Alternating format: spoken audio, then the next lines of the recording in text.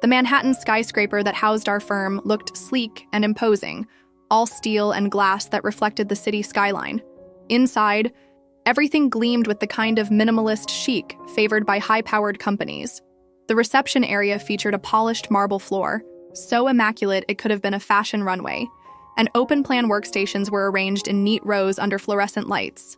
The entire building had that ever-present hum of ambition, people rushing from one meeting to the next, determined to stay ahead in a city that devoured the slow and lauded the tireless. I found a strange comfort in the rigid routines of corporate life. Arriving before dawn broke over the Hudson, I would slip into the elevator, the soft ping announcing each floor. Once I reached our level, the echo of my heels against the marble corridor signaled to the janitorial staff that someone else had started the day.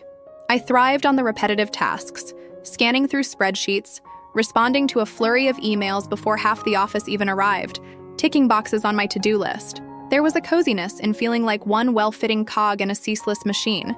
Then there was her, Vivian Moore. The name had a ring to it. Smooth, assured, with a subtle aura of refinement. She was the newly appointed senior partner in our division, though senior hardly felt the right term for her. She was in her mid-30s at most, tall and poised, with dark brown hair always styled in a perfect low chignon. Her eyes were a piercing shade of blue that seemed to catch the light in a way no one else's did. Whenever she walked into a room, conversations would pause, as though the air itself was obligated to shift in acknowledgement of her presence. I was just another junior analyst, scurrying around, trying to prove my worth in an industry that demanded results. Like my peers, I was keenly aware of the hierarchy. Each rung on the ladder was etched into our minds. We knew exactly who could help us climb and who might let us fall. Vivian was at the top of our tiny empire, her name on the building directory in bold letters, an unreachable pinnacle, or so I thought. Yet, for reasons I couldn't understand, she seemed to notice me. Perhaps it was because of my punctuality, or my willingness to stay late to polish a presentation. She would meet my eyes in meetings, just for a fraction longer than she did with others. Occasionally, she brushed my shoulder in passing, or offered a quick smile that had a curious warmth beneath her cool exterior. But I chalked it up to my imagination, telling myself I was just reading too much into innocent gestures. Then came that night, when I realized what I had dismissed as harmless might have been more than I ever expected, or was prepared for. The chain of events that would alter the course of my life began at an exclusive corporate dinner at the Plaza. Ornate chandeliers dripped from the ceiling, bathing the guests in a golden glow, and the sound of crystal glasses clinking reminded me that we were in the realm of the firm's elite. I had initially assumed I was invited as a mere formality, perhaps to take notes or help with some administrative detail. But when I arrived in a simple black cocktail dress that I hoped looked professional, Vivian seemed to seek me out. Her smile was warm, yet somehow still commanding. She glided through the crowd, pausing to speak with various executives, but her focus always returned to me. "You look beautiful tonight," she murmured when she finally reached my side. I felt a warmth spread along my cheeks, entirely at odds with the cool air conditioning. "Thank you," I managed, hearing the quiver in my own voice. "You do too." In truth, she looked stunning. A charcoal gray evening dress that accentuated her height and poised form. Her hair was swept back, revealing the strong line of her jaw. A subtle diamond pendant caught the light at her collarbone. For a moment, her gaze held mine, just a heartbeat longer than normal. My chest tightened, a flutter of nerves and something else sparking inside. The conversation around us, polite laughter, murmured business deals, faded away, leaving a charged silence. Then she excused herself to speak to someone from another department, and I was left standing, my thoughts a swirl of confusion. In the following days, I began to notice a heightened awareness whenever she was near, even in the most mundane situations, like passing in the corridor or exchanging quick remarks about a shared project. My skin tingled at the memory of her words. Could it have been just a compliment, an offhand courtesy, or was there something more? I wasn't sure if I was overthinking it, but I found myself scrutinizing her every move. During team meetings, I picked up on the subtle ways she watched me over the rim of her coffee cup. When she explained a strategy or delegated tasks, her voice was calm and level, yet I sensed a hint of warmth when she addressed me directly. Maybe it's all in your head, I told myself. Yet the tension felt real, like a current, invisible but potent, connecting us whenever we were in the same space. A mix of emotions welled up in me: excitement, dread, longing, and an acute fear that I was imagining the entire thing. Because what if I wasn't? She was my boss. Even if something was happening between us, the implications were enormous. I pictured the pitiless office gossip, the raised eyebrows in HR, the moral complexities that came with mixing authority and personal desire. At night, I'd lie awake in my tiny apartment overlooking the East River, listening to the city's pulse. Sirens, distant horns, the faint hum of traffic. My mind replayed every conversation, every fleeting look. A voice inside me whispered that maybe I was a fool for wanting something so clearly complicated. Yet I couldn't quiet the desire that flickered, a spark in my chest whenever I imagined those piercing blue eyes turned fully upon me. Late nights at the office were typical for me. As a junior analyst, my workload was enormous, and I wore the extra hours like a badge of dedication. Still, that night felt different, more charged. The building was nearly deserted, most of the overhead lights switched off, leaving pockets of shadow along the corridors. Only my desk lamp and the soft glow of the New York skyline through the floor-to-ceiling windows illuminated the workspace. I was reviewing a crucial report Vivian had requested, determined to spot every potential error before the morning meeting. Each page blurred together, numbers and statistics dancing in my weary vision. I barely registered the faint click of her heels until her voice, low and compelling, broke the silence. "You work too hard," she remarked, appearing behind me as if conjured by my thoughts. Her reflection in the glass window showed the faintest hint of a smile. I swiveled in my chair to face her. My heart did that little leap it always did in her presence. "Just trying to make sure everything's perfect for tomorrow," I said, willing my voice not to tremble. She stepped closer.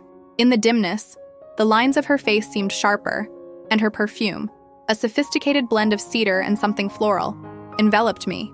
"I appreciate your dedication," she said quietly, her tone laden with undercurrents I couldn't fully decipher. Then she touched my shoulder, just a light press of her fingertips, but it felt like a static charge igniting my skin. She hadn't crossed a line yet, not exactly, but tension thrummed in the air. I stood up, nerves jittering, and turned to face her fully. We were impossibly close. I could see the subtle rise and fall of her chest, the faint indentation at the base of her throat. My instincts screamed that this was uncharted territory, that I should retreat, but my body refused to move. She moved first. Without a word, she leaned in and kissed me, firm, sure, and undeniably intentional. It was as though an electric current arced from her lips to mine. My eyes flew open in shock. A split second passed before I found myself leaning into that kiss. It was startling and exhilarating, my heart hammering as though it would break free of my ribs. When she finally drew back, the moment stretched, the air rife with possibility and peril. She looked at me as if she could see straight into my thoughts. "This can stay between us," she murmured, voice husky. "If you want." Words failed me. My pulse thundered in my ears. I couldn't speak, didn't know what to say. 100 questions warred in my mind. What does this mean? How do we continue tomorrow as if nothing happened? Yet amid the swirling confusion, a powerful surge of want coursed through my veins. She studied me for another beat, then gave a small nod, as if to acknowledge that we'd both crossed a line. In a quiet hush, she turned and left, heels echoing across the marble floor. I stood there, trembling, my lips still tingling from the imprint of hers. It was the single most disorienting moment of my professional life, and perhaps my personal life too. After that night, the office, once my sanctuary of structure, turned into a labyrinth of tension and possibility. Every interaction with Vivian was fraught.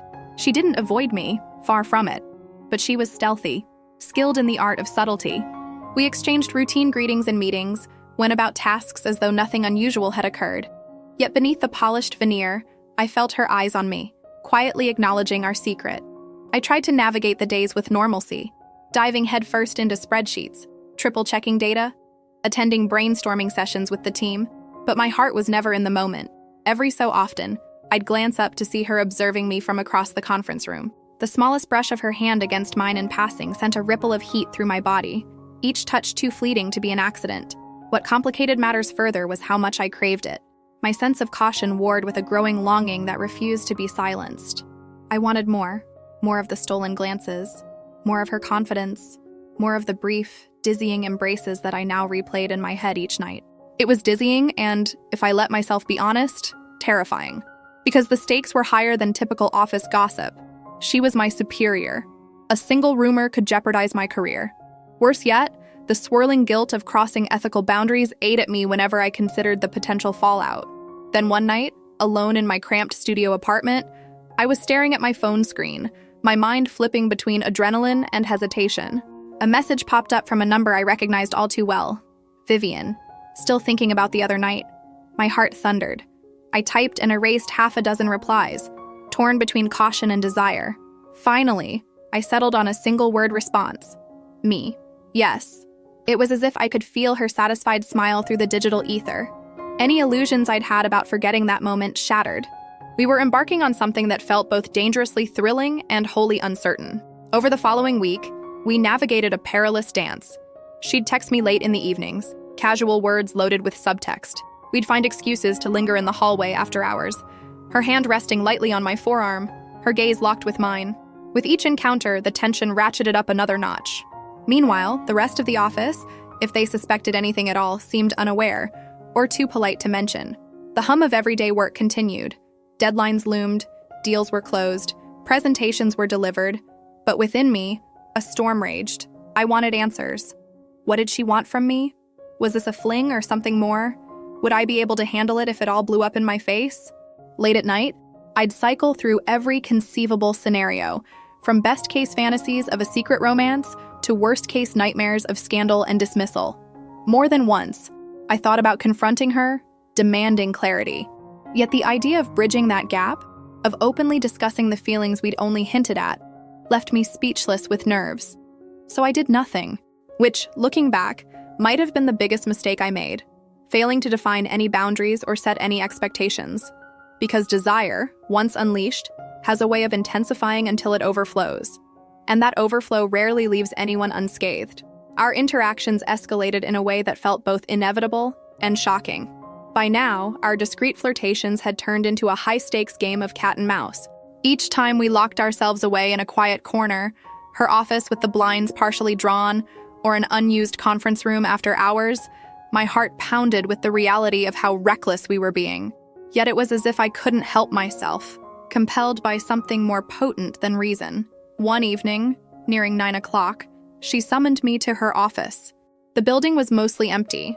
Only the distant hum of the HVAC system and the faint clang of elevator doors broke the silence. As I entered, I noted the shadows cast by the dimmed overhead lights, the warm glow of a single desk lamp accentuating the lines of her face. "You wanted to see me?" I asked, my voice trying to remain steady. She moved around her desk, her posture poised, eyes locked on me. I did. There was an undercurrent in her tone, something deeper than the usual businesslike composure. "Shut the door, please." My pulse quickened. I did as told, my palms already damp with anticipation. Once the door clicked shut, she leaned against the edge of her desk, arms folded. "Do you have any idea what you're doing to me?" she asked, voice low. It wasn't an accusation exactly, but it carried a weight I couldn't dismiss. I swallowed hard.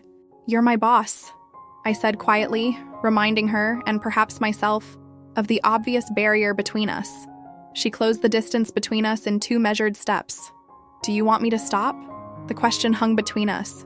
Thick with tension, I could have said yes, walked away, tried to salvage my career and my sense of order, but I hesitated, just long enough for my silence to speak volumes. She lifted a hand, brushing a thumb gently across my lower lip. My knees turned to water. "Didn't think so," she murmured, and her voice was edged with desire. That night, we crossed lines that could never be uncrossed. I felt her breath on my skin, the urgency in her touch, the slip of composure in her usually commanding demeanor. There was an intimacy in that stolen moment that set my heart ablaze, equal parts thrilling and terrifying. Afterward, I stumbled out of her office, mind reeling, the space behind me still crackling with the leftover energy of our encounter. Guilt formed a knot in my stomach even as I replayed the feel of her skin against mine. The realization that we were plunging headlong into something precarious without any safety net, gnawed at the edges of my rational mind. And yet I couldn't deny how alive I felt. For the first time since I'd started working at the firm, I wasn't just a number cruncher huddled behind a desk. I was part of something unpredictable, larger than myself. I suppose I thought I could manage it, keep it contained. We'd be careful, discreet. I believed we could skirt the rules without consequences. We were wrong. Desire doesn't stay hidden for long. I don't know who reported us to HR. Maybe it was an observant coworker who saw us slip out of the building together one too many times, or a casual remark overheard in an elevator. But one afternoon, I was summoned by a terse email to a private meeting in HR. My stomach flipped as soon as I read it. I had a sinking feeling that everything was about to unravel. Inside a cramped conference room, a stone-faced HR manager greeted me with a folder in hand. "We've received an anonymous allegation regarding inappropriate behavior between you and Mrs. Moore," she stated in a neutral tone that betrayed neither sympathy nor judgment. My mouth felt parched. All I could do was shake my head, trying to feign ignorance. "I'm not sure what you mean." She regarded me for a long moment, clearly aware I was flailing. "This is a serious matter. If there's any truth to it, we need to investigate. Both you and Miss Moore could face disciplinary action." My mind reeled. My career flashed before my eyes. The countless hours, the sacrifices, the ambition that had fueled my determination to climb the ladder. And now I was on the brink of throwing it all away. Yet alongside the fear, there was anger. Anger that someone had intruded on the private space Vivian and I had built. Messy though it was. After the meeting, I found Vivian in her office, pacing back and forth. She paused when I entered, worry etched into her features, a stark contrast to her usual composed facade.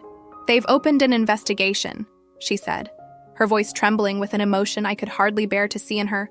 Vulnerability. "They're calling me in next." My heart ached at the sight. "I can handle it," I said softly, even though my own hands were shaking. "You're the boss. It'll look worse if you interfere." The words tasted bitter. We both knew that if it came down to a question of who had more power, she would be under greater scrutiny than me. She took a step toward me, eyes filled with regret and something else. Maybe love, maybe longing. "I never wanted to jeopardize you." Her voice was almost a whisper. I forced a sad smile, tears threatening to surface. I knew the risk. We both did. Those next days were an anxious fog of interviews and rehashing every moment we'd spent together. HR questioned me in detail. When did it start? Where did it happen? Who knew? I tried to be evasive, but I was terrified that each half-lie or omission might be discovered. Vivian, for her part, kept her distance. I suspected she wanted to protect me from accusations that she'd coerced or influenced me. The absence of her presence stung like a fresh bruise. Our stolen moments, once so exhilarating, were now overshadowed by dread. The addictive thrill of being together was replaced by the cold light of possible termination. Late one night, my phone buzzed. Her name lit up the screen, and my heart lurched. For a second, I wondered if I should ignore it, but I couldn't. I answered, and her voice came through, low and pained. "Are you okay?" I closed my eyes, tears slipping free. "I don't know. This is all so messed up." A pause. Then, "We should talk." We arranged to meet in a discreet spot, a small, quiet bar in Midtown where the lights were dim and no one would recognize us. She arrived wearing an expression that struck me to the core, a blend of sorrow, longing, and resignation. We sat in a secluded booth, the hush of our conversation drowned by ambient music. "What if we come clean?" she ventured, swirling the untouched drink in her glass. "Admit that it was consensual, that we never meant any harm." I wanted to cling to that hope, but the reality loomed larger. "They won't see it that way," I replied, my voice cracking. "You're my superior. They'll say there was an inherent power imbalance. It could cost us both our jobs." Her gaze dropped to the table. "I'm prepared to fight for it, if you want me to." It was a generous offer, but a naive one.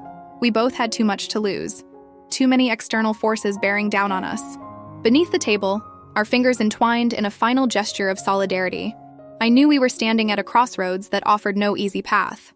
In the end, the HR investigation yielded no concrete evidence, no emails or explicit witness accounts, so they issued a vague statement concluding, "Lack of conclusive proof."